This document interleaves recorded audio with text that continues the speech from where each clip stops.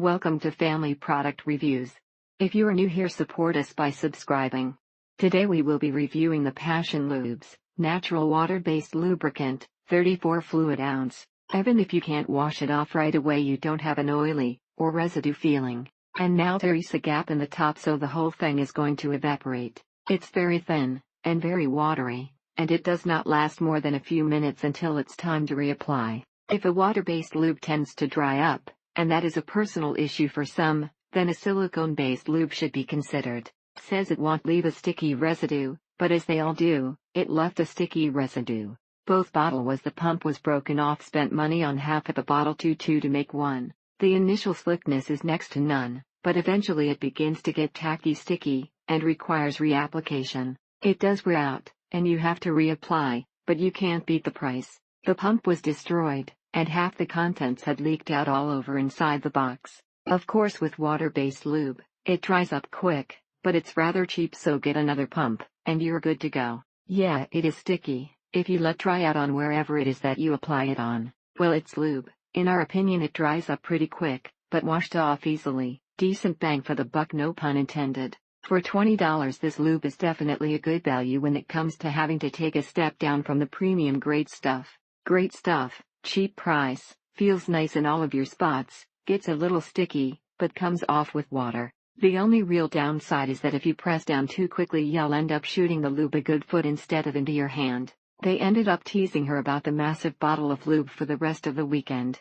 Great lube, but really difficult to utilize container. You have to spray more out to close it, and it does not stay securely closed. However, the only issue is that since it's water-based, it dries out quickly, and needs to be reapplied frequently. Works really well for personal time, but does dry up a little faster than others, but it's a big bottle, so there's always plenty to go round. It feels more like a woman's natural lubrication, and hence is not very long lasting. The nozzle doesn't stay in the open or closed position, so it's a fumble to get it to dispense, and then it squirts watery lube at high velocity across your hand, and straight onto the floor. The lube does what it is supposed to do, but it arrived with the pump completely broken off.